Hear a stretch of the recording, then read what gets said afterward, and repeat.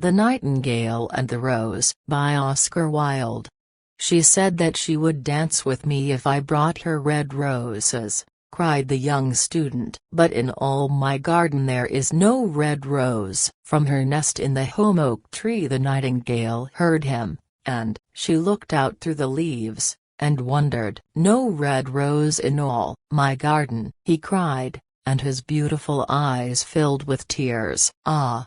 On what little things does happiness depend? I have read all that the wise men have written, and all the secrets of philosophy are mine, yet for want of a red rose is my life made wretched.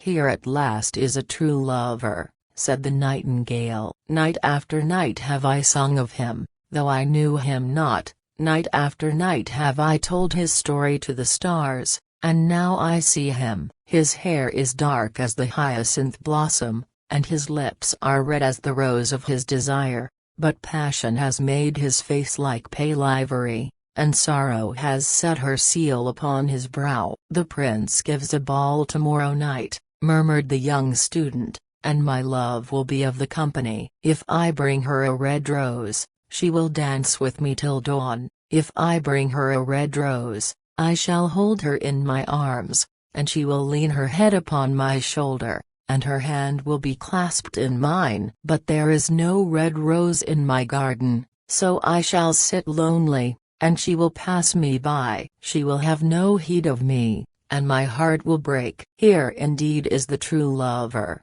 said the nightingale. What I sing of, he suffers. What is joy to me, to him is pain. Surely love is a wonderful thing. It is more precious than emeralds, and dearer than fine opals.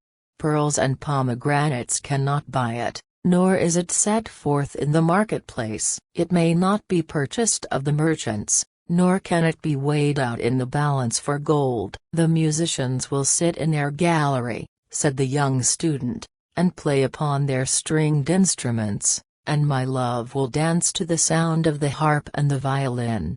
She will dance so lightly that her feet will not touch the floor, and the courtiers in their gay dresses will throng round her. But with me she will not dance, for I have no red rose to give her.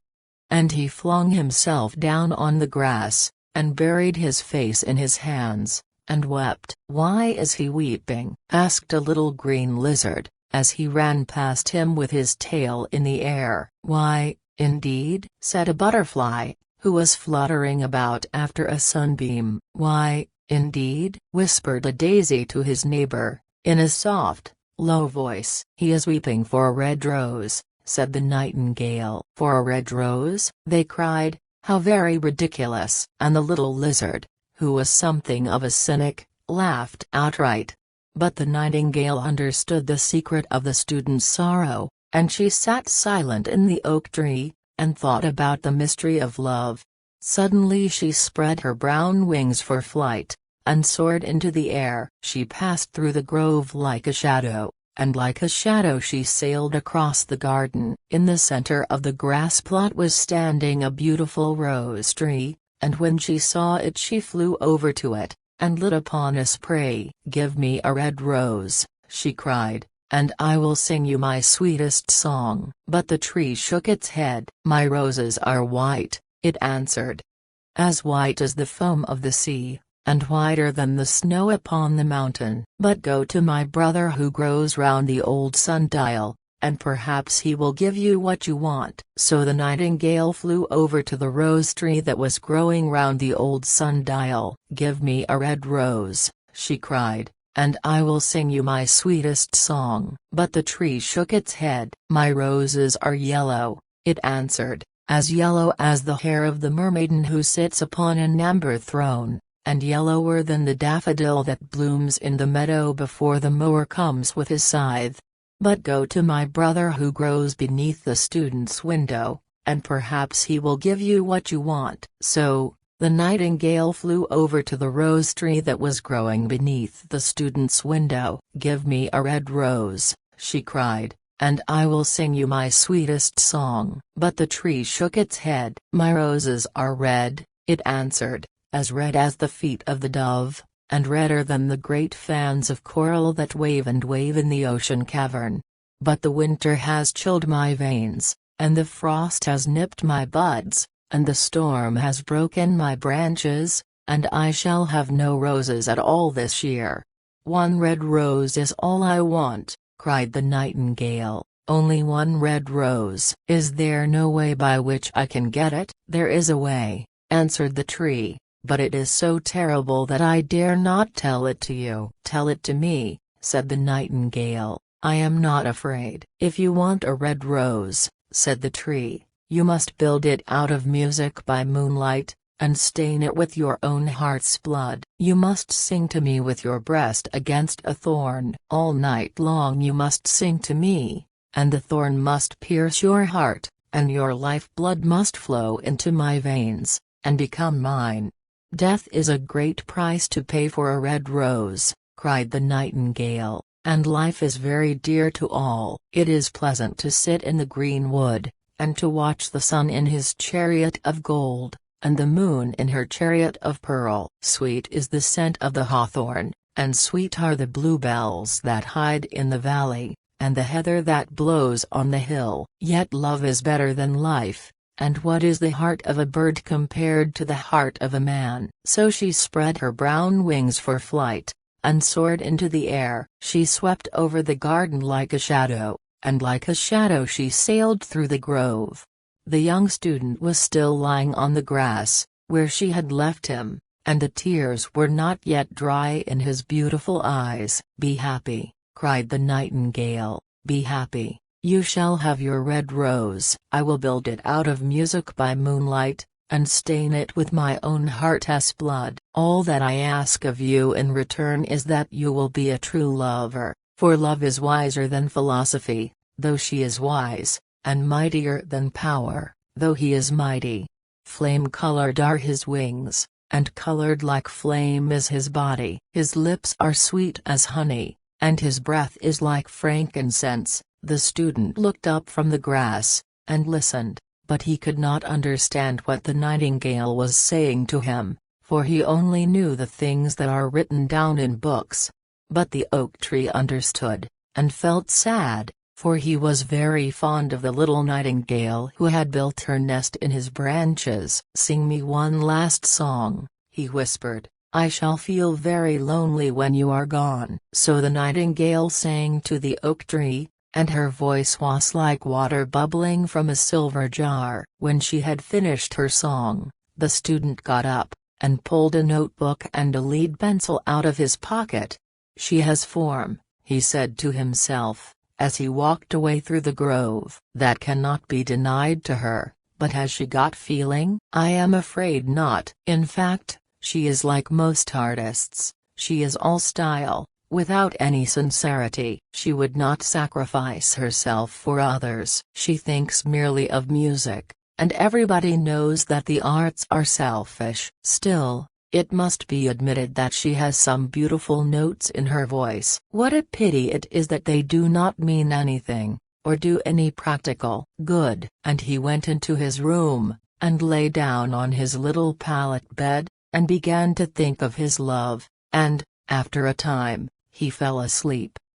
And when the moon shone in the heavens, the nightingale flew to the rose tree, and set her breast against the thorn. All night long she sang with her breast against the thorn, and the cold crystal moon leaned down and listened. All night long she sang, and the thorn went deeper and deeper into her breast, and her life-blood ebbed away from her. She sang first of the birth of love in the heart of a boy and a girl, and on the topmost spray of the rose tree there blossomed a marvelous rose, petal following petal, as song followed song. Pale was it, at first, as the mist that hangs over the river, pale as the feet of the morning, and silver as the wings of the dawn.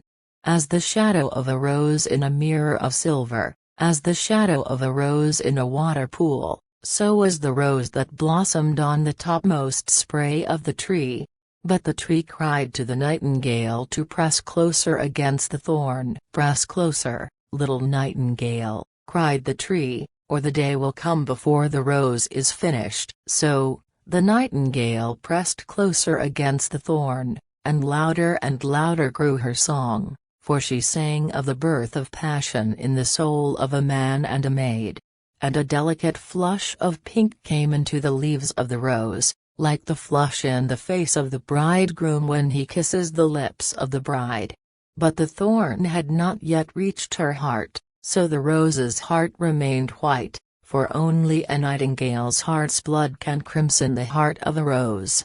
And the tree cried to the nightingale to press closer against the thorn. "Press closer, little nightingale," cried the tree, "or the day will come before the rose is finished." So, the nightingale pressed closer against the thorn, and the thorn touched her heart, and a fierce pang of pain shot through her. Bitter, bitter was the pain, and wilder grew her song, for she sang of the love that is perfected by death, of the love that dies not in the tomb.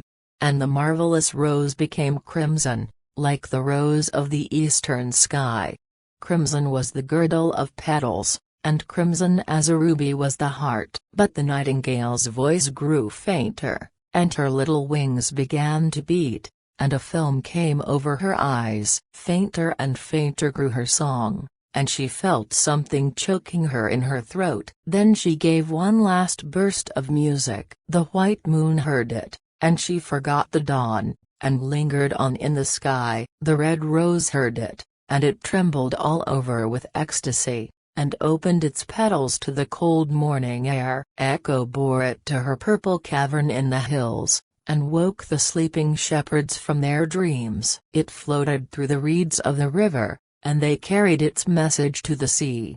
"Look, look," cried the tree, "the rose is finished now." But the nightingale made no answer, for she was lying dead in the long grass, with the thorn in her heart. And at noon the student opened his window and looked out. "Why, what a wonderful piece of luck!" he cried. "Here is a red rose. I have never seen any rose like it in all my life. It is so beautiful that I am sure it has a long Latin name," and he leaned down and plucked it. Then he put on his hat, and ran up to the professor's house with the rose in his hand. The daughter of the professor was sitting in the doorway winding blue silk on a reel, and her little dog was lying at her feet.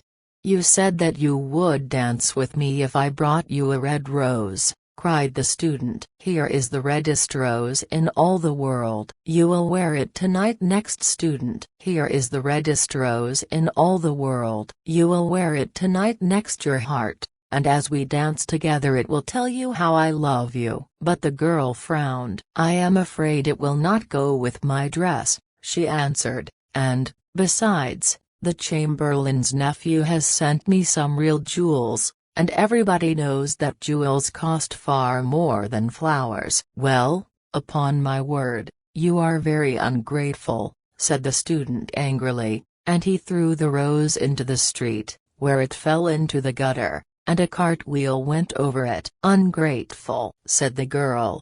"I tell you what, you are very rude, and, after all, who are you?" "Only a student." "Why, I don't believe you have even got silver buckles to your shoes as the Chamberlain's nephew has," and she got up from her chair and went into the house. "What a silly thing love is," said the student as he walked away. "It is not half as useful as logic, for it does not prove anything, and it is always telling one of things that are not going to happen, and making one believe things that are not true. In fact, it is quite unpractical, and, as in this age to be practical is everything, I shall go back to philosophy and study metaphysics." So, he returned to his room and pulled out a great dusty book, and began to read.